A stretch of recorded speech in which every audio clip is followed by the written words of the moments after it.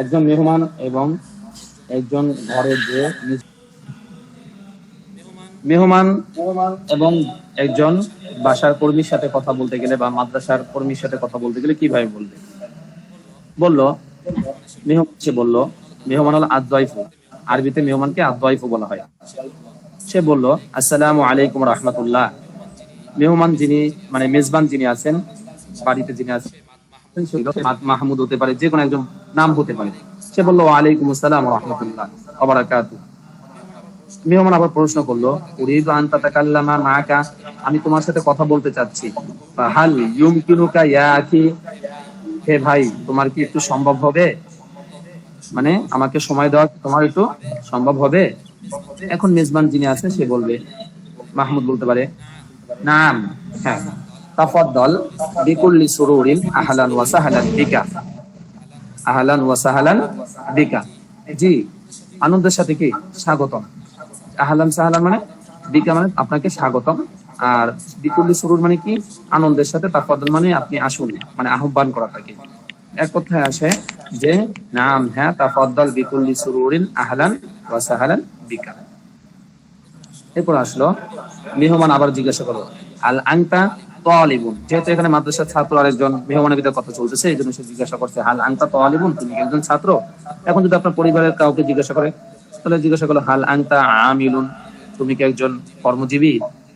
অথবা জিজ্ঞাসা করতে পারে হাল আনতা একজন মুসলিম রব্বাতুল বাইতি, হাল আনতি রব্বাতুল বাইতি, তুমি কি একজন গৃহিণী।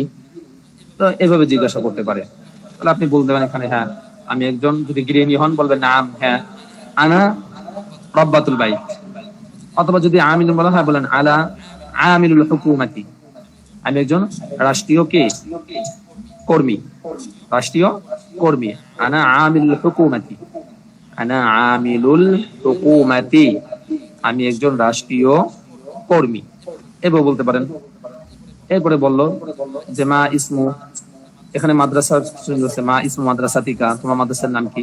তা আপনি এখানে অন্য কিছু বসাতে পারেন। সেটা কি বসাতে পারেন? যেমন আপনাকে যে প্রশ্ন করলো সে বললো মা ইসমু মাকতাবিকা, তোমার অফিসের নাম কি।